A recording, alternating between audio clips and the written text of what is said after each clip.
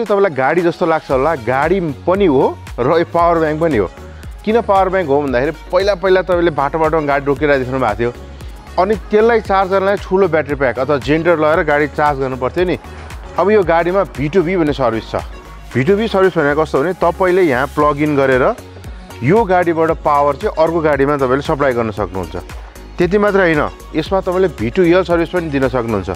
V2L service भनेको कस्तो भने भेहिकल टु लाइट अथवा कुनै पनि इलेक्ट्रोनिक सामानहरू तपाईँ चलाउनु मन छ भने पिकनिक सिकनिक गए बेलामा तपाईँको त्यो खालको सामानहरू चलाउन पर्ने छ भने यहाँबाट तपाईँले इलेक्ट्रिसिटी यहाँबाट बत्ती निकाल्न सक्नुहुन्छ र खानेकुरा पकाउने, चार्ज गर्ने, हैन, ओभनहरू चलाउने कामहरू चाहिँ यसबाट गर्न सकिन्छ। त्यसबाट यो गाडी मात्रै होइन, यो पावर ब्याङ्क पनि हो। नेपालमा चाहिँ टाटाको गाडी चाहिँ गेम चेन्जर कतिखेर भएको थियो भन्दा जतिखेर नेक्सन आएको थियो। पिसिडीमा टाटाले जति धेरै गाडी बनाए पनि सिप्रेजी ट्रेडिङले त्यति धेरै बेच्न सकिरहेको थिएन। जब टाटा नेक्सनको एन्ट्री भयो त्यसपछि नेपाली मार्केटमा टाटा नेक्सन टन्नै देखियो। नेपालमा टाटाले धेरै गाडीहरू भित्राउँदाखेरि पनि राम्रोसँग सेल्स हुन सकेको थिएन। जब टाटाले जुन नेक्सन गाडी भित्राए त्यसपछि नेपाली मार्केटमा यति धेरै नेक्सन गाडी देखियो र त्योभन्दा एकैचोटि 10औं गुणा बढी चाहिँ नेक्सन इभी आएपछि नेपालमा टाटाको सेयर मार्केट बढेको थियो। त्यसकारण नेक्सनलाई गेम चेन्जर भनिन्छ। नेपालमा चाहिँ टाटाको धेरै पुरानो ग्राहक मध्ये म पनि हुँ। मैले विगत 17-18 वर्षदेखि टाटा गाडी चलाइरहेको छु। मलाई टाटाको सर्भिसमा यति धेरै सन्तुष्ट छ। अब तपाईँले नि विचार गर्नु, कुनै पनि कम्पनीले, कुनै पनि अरू कम्पनीले आफ्नो सर्भिस सेन्टर जस्तै कोटेश्वर नजिकै बालकुमारीमा स्थापित गरेको छ, त्यसपछि एकान्तपुरा नजिकै त्यहाँ बागडोलमा अर्को सर्भिस सेन्टर स्थापित गरेको छ, यहाँ साबेल कप्पनमा अर्को सर्भिस सेन्टर स्थापना गरेको छ भने यी धेरै सर्भिस सेन्टर नेपालमा भएको एउटा मात्रै कम्पनी सिप्रेजी ट्रेडिङ प्राइभेट लिमिटेड हो। पहिलाको नेक्सन र अहिलेको नेक्सनमा यति धेरै तपाईँले फ्रन्टमा चेन्ज देख्नु भएको छ। यो फेसलिफ्ट हो। अहिले मैले यसलाई फलो मी ल्याम्प बालेको छु। यो गाडी तपाईँले कतै टाढा पार्क गर्नुभयो, नदेखिने ठाउँमा अँध्यारोमा पार्क गर्नुभयो भने एउटा फलो मी ल्याम्पले तपाईँलाई सपोर्ट गर्छ। अर्को कुरा चाहिँ यसमा तपाईँले यो रिमोटको माध्यमबाट हर्नबाट नै तपाईँले यसको चाहिँ गाडी पत्ता लगाउन सक्नुहुन्छ। अब कुरा गरौँ गाडीको फ्रन्ट डिजाइनको लागि, यो हो नेक्सन K3 EV। यसको तपाईँले सेन्टरमा टाटाको लोगो देख्नुहुन्छ र यो पुरै DRL हो। यो चाहिँ ठ्याक्कै लोगोको मुनि 360 क्यामेरा छ। यसले तपाईँको सुरक्षाको दृष्टिकोणले यदि पार्किङ गर्दाखेरि तपाईँको गाडी एकदम नजिक आयो, तपाईँ यति नजिक आयो भने यो क्यामेरा अन भएर तपाईँ यति डिस्टेन्समा छ भन्ने कुरा देखाउँछ। प्लस यहाँनिर सेन्सर छ, सेन्सरले कराउने काम पनि गर्छ। यो DRLहरू, यो चाहिँ प्रोजेक्टर हेडल्याम्प हो, यो चाहिँ फग ल्याम्प हो। र यो फग ल्याम्पको एउटा विशेषता के छ भने रातिको समयमा हामीले स्टियरिङ काट्दाखेरि यदि हामीलाई राइट लेफ्ट गर्दाखेरि उज्यालो पर्याप्त भएन भने यो फग ल्याम्पले चाहिँ तपाईँको जुन साइडमा हामीले स्टियरिङ काट्यो त्यही साइडको फग ल्याम्प बलेर उज्यालो दिने काम गर्छ भने यो प्रोजेक्टर हेडल्याम्प चाहिँ अटोमेटिक हो। प्रोजेक्टर हेडल्याम्प पनि अटोमेटिक हो, तपाईँको वाइफर पनि अटोमेटिक हो। पानी पऱ्यो भने वाइफर अटोमेटिक चल्छ। अब चाहिँ कुरा गरौँ ग्रिलको। हामीले लोगो कुरा गऱ्यौँ, लोगोको ठ्याक्कै क्यामेरा कुरा गऱ्यौँ, त्यसपछि नम्बर प्लेट आयो। नम्बर प्लेट ठ्याक्कै यस्तो ग्रिल छ। यो ग्रिलको डिजाइन चाहिँ यहाँनिर तपाईँले क्रोम फिनिसिङ जस्तो देखाएको छ, टल्किन्छ। रातिको समयमा अझै बढी टल्किन्छ। यसले एकदम आकर्षक बनाएको छ। ग्रिल छुट्टै छ, यो व्हाइट फिनिसिङ छुट्टै दिएको छ। अहिले इलेक्ट्रिक गाडीहरूमा चाहिँ यदि तपाईँले राम्रो डिजाइन दिनु भएन र राम्रो फिचर्स दिनुभयो भने नेपाली मार्केटमा चल्दैन। त्यही भएर टाटाले यो कुरा बुझेको छ र एकदम अट्र्याक्टिभ डिजाइनमा आएको छ। अब कुरा गरौँ यो नेक्सन EVको साइड प्रोफाइलको। सबै लगभग कालो देखाइएको छ। ठ्याक्कै यहाँनिर चाहिँ तपाईँको .EV भनेर ब्लू टोन दिएको छ। यो ब्लू टोनको मतलब चाहिँ यो गाडी इलेक्ट्रिक हो भनेर चिन्नको लागि सजिलो हुन्छ। अलिकति पियानो ब्ल्याक फिनिसिङ यहाँ दिएको छ, यहाँ दिएको छ। त्यसपछि 360 क्यामेराको लागि यहाँनिर क्यामेरा दिएको छ। हिटेड ORVM दिएको छ, हैन, रुफ रेलहरू दिएको छ। यो सबै यो तपाईँको मडगार्डहरू पनि ब्ल्याकमा दिएको छ। ठ्याक्कै बडी फिनिसिङ टक टक टक मिल्न खोज्छ। र कुरा गरौँ अलोइ व्हीलको। अहिले चाहिँ यो अलोइ व्हील 16 को दिएको छ। 215 60 R16 भनेर दिएको छ। र यो चाहिँ MRF को टायर युज गर्दो रहेछ टाटा नेक्सन EVले।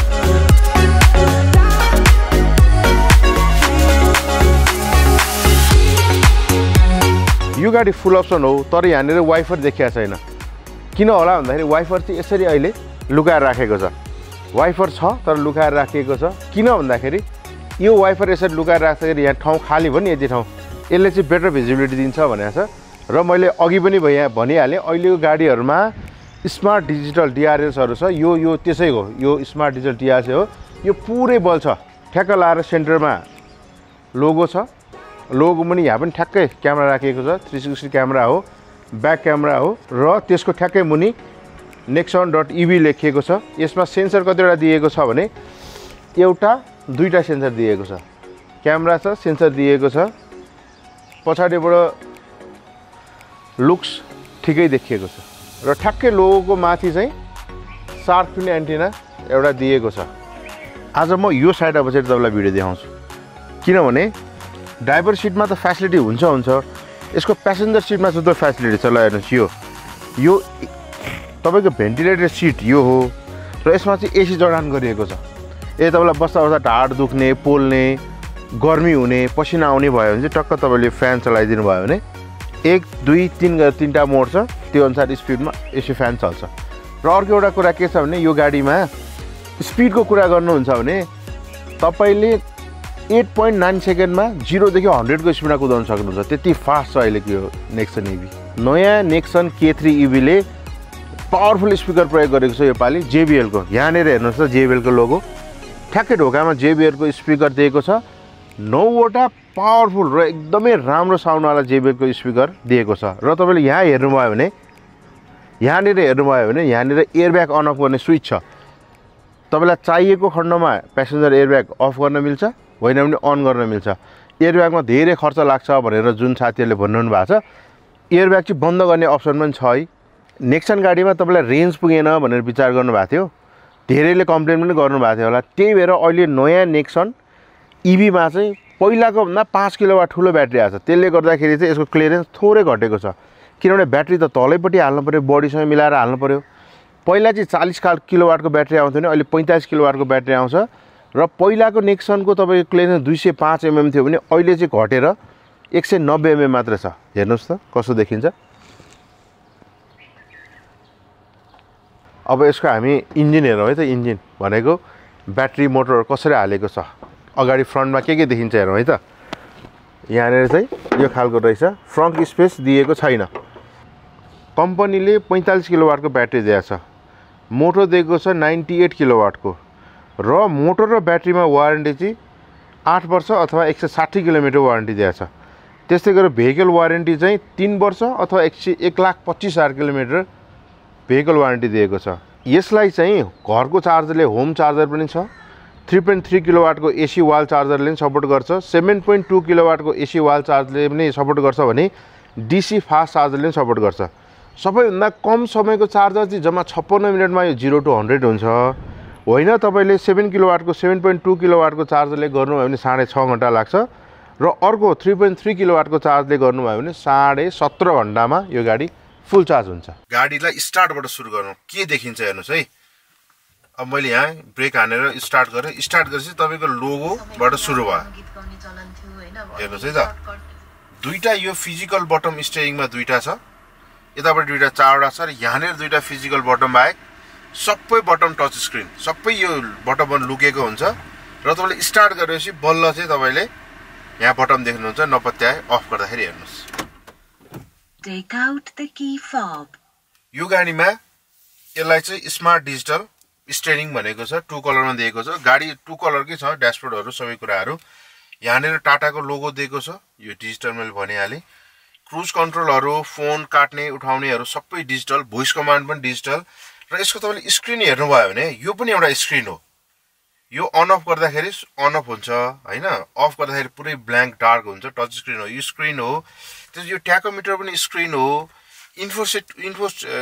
इन्फोटेनमेन्ट सिस्टम छ यो पनि स्क्रिन हो हैन अनि यो तलको पार्ट पनि स्क्रिन हो यहाँ दुईटा फिजिकल बटम बाहेक कुनै पनि दिएको छैन एसी चलाउन चाहिँ फिजिकल बटम दिएको छ र अरु सबै चाहिँ तपाईको यो लुक छ Take out the key fob.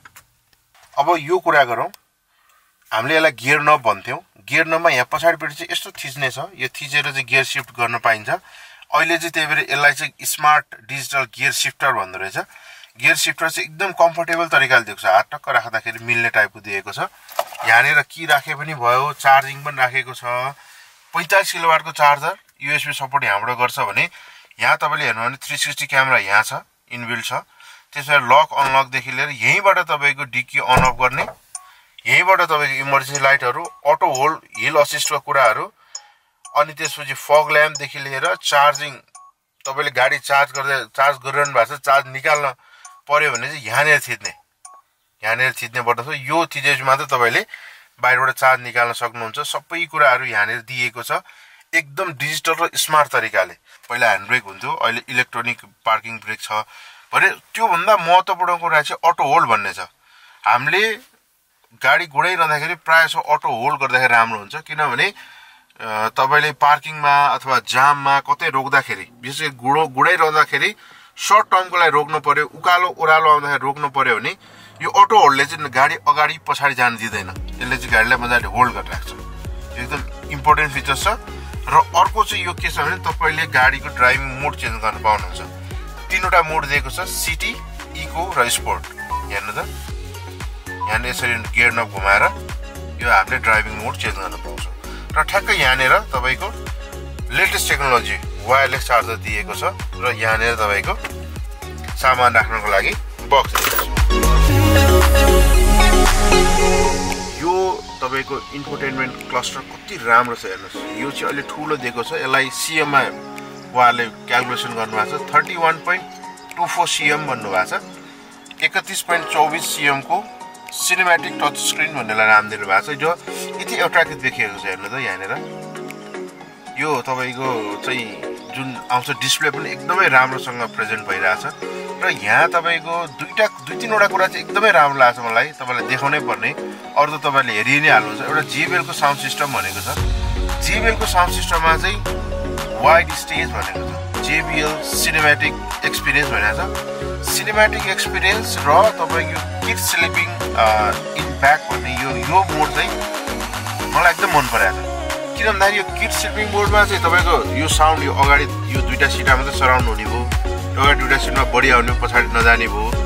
अर्को चाहिँ सिनेमेटिक एक्सपिरियन्समा चाहिँ तपाईँले टक्क मुभीमा बसेर, फिल्ममा हलमा बसेर मुभी हेरेर जस्तो गरेर आनन्दसँगको साउन्ड आउने रहेछ यसमा।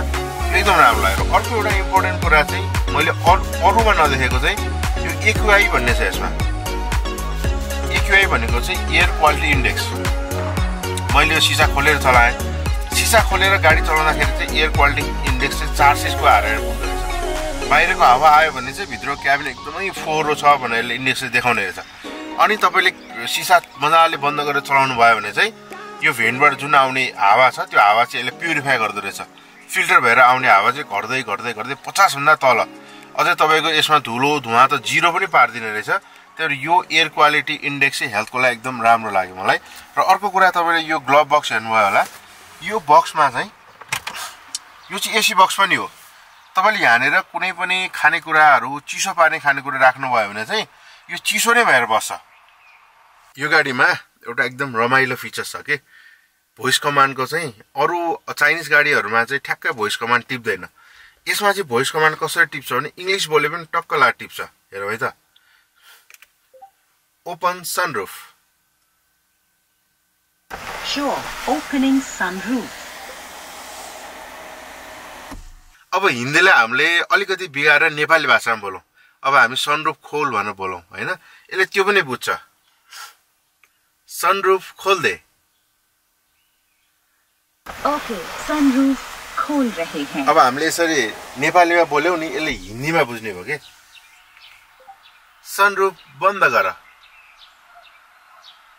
All right, sunroof बन्द कर रहे हैं। यो एउटा चाहिँ रमाइलो पर्सन छ हैन। यसको अलावा यो भोइस कमान्डबाट जस्तै तपाईको एसी पनि सेट गर्न मिल्छ। Set temperature to 22। Please turn on climate system and try again. ल हेर्नुस्, मैले यहाँ अहिले एसी बन्द गरेको छु, त्यही भएर यसले क्लाइमेट अन गरेन। अब मैले अटोमा राखेँ, एसी अन गरेँ। अब मैले यो गरेँ भने चाहिँ ठ्याक्कै भोइस कमान्ड गरेँ भने चाहिँ set temperature to 22। Sure, changing temperature to 22. यसको अलावा हामीले म्युजिक पनि यसमा चेन्ज गर्न सक्छौं। जस्तै अहिले हाम्रो कतिमा चाहिँ यो छ ट्युनिङ, जतिमा भए पनि ल मानौ अहिले यहाँ डिस्प्लेमा देखाएको छैन अथवा हामीले हेरौँ नै 97.9 FM मा देखाएको छ। Tune to 91.2 Sure, playing. जस्तै हामीलाई 97.9 FM मा हामीले प्ले गरिरहेका छौँ तर हामीलाई एकैचोटि हामी 90 को रेन्जमा हामीलाई चाहिँ एकैचोटि FM चलाउनलाई यहाँ त 20 चोटि थिचिरहनु पर्यो 97.9 अथवा 100 मेगाहर्जमा गइरहेछ र एकैचोटि 90 मेगाहर्जमा जानलाई त हामीलाई धेरै पटक स्क्यान गर्नु पर्यो बटन थिच्नु पर्यो गाडी चलाएर त झ्याउ हुन्छ नि यो भोइस कमान्डले चाहिँ यस्तो राम्रो काम गर्छ त्यसमा चाहिँ मलाई यसको भोइस कमान्ड पनि एकदमै मनपर्छ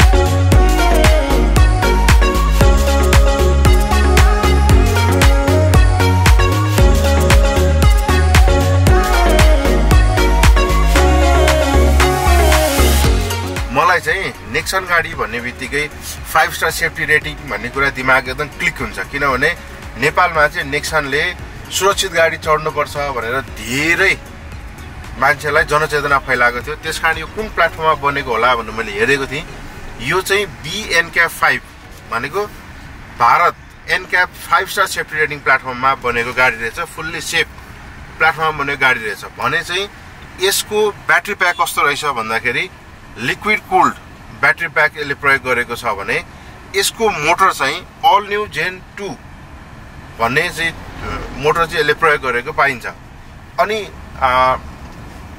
अब गाडी चलाइरहँदाखेरि चाहिँ सबैभन्दा मलाई चाहिँ कतिको कम्फर्ट लाग्छ भन्ने कुरा सबैभन्दा बढी हेर्छु अनि म यो खाल्डाखुल्लीमा गाडी कहिलेकाहीँ अलि स्पिडले हालिदिन्छु ताकि चाहिँ हाइवेमा जाँदाखेरि खाल्डाखुल्ली पर्यो भने त्यो गाडीको कति कम्फर्ट हुन्छ त भनेर हेर्छु मलाई यो गाडी चाहिँ अहिले पछिल्लो समयको यो इन्डिपेन्डेन्ट सस्पेन्स हालेर होला एकदम कम्फर्टेबलसँग गाडी बनाएको छ गाडी कम्फर्टेबलसँग बनाएको छ म्युजिक सिस्टम एकदम राम्रोसँग बनाएको छ सेफ गाडी बनाएको छ र सबैभन्दा धेरै कुरा चाहिँ सबैभन्दा इम्पोर्टेन्ट कुरा चाहिँ जताततै यसको सर्भिस सेन्टर पाउँछ तपाईले काठमाडौँमा मात्रै हैन काठमाडौँको चाबेलमा छ चाबेल कपनमा छ हैन त्यसपछि आएर कोटेश्वर बालकुमारीमा छ बागडोलमा छ सोल्टीमोडमा छ यति धेरै सर्भिस सेन्टरको बावजुद पनि नेपाल अधिराज्यभरि तपाईले सर्भिस सेन्टर पाउनुहुन्छ एकदम जेन्युन सर्भिस सेन्टरहरु पाउनुहुन्छ र साथसाथै यदि तपाईलाई त्यहाँ यो गाडी बनाउन मन लाग्दैन बनाउन सक्दैन अथवा झन्झटिलो हुन्छ तपाई गाडी छोडेर जानुहुन्छ भने पनि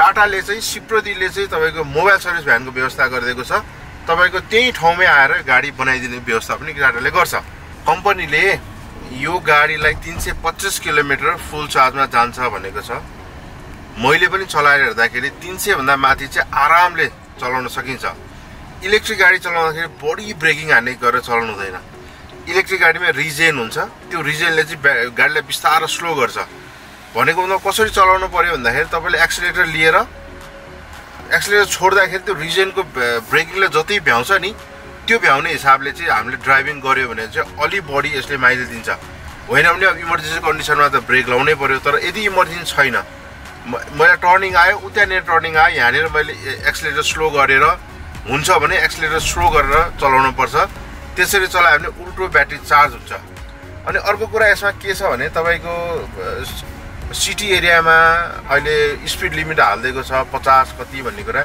यो चाहिँ यहाँ क्रुजबाट चलाउन मिल्छ के यो स्विचबाट यहाँ क्रुज भन्ने अप्सन दिएको छ क्रुजबाट तपाईले 50 सेट गरिदिनु भयो अथवा 55 सेट गरिदिनु भयो भने तपाईले एक्सिलेटर खुट्टा दबाइरहनु पर्दैन यही हातबाटै तपाईको यसो बढायो भने स्पिड बढ्छ यहाँबाट यसो घटायो भने स्पिड घट्छ त्यो खालको सुविधा पनि यहाँ दिएको छ यतिको गाडी भएपछि हामी जस्तो मान्छेलाई पनि सारै ढुक्क हुँदो रहेछ चलाउन पनि सजिलो छ इकोनोमिक पनि सारै हुने रहेछ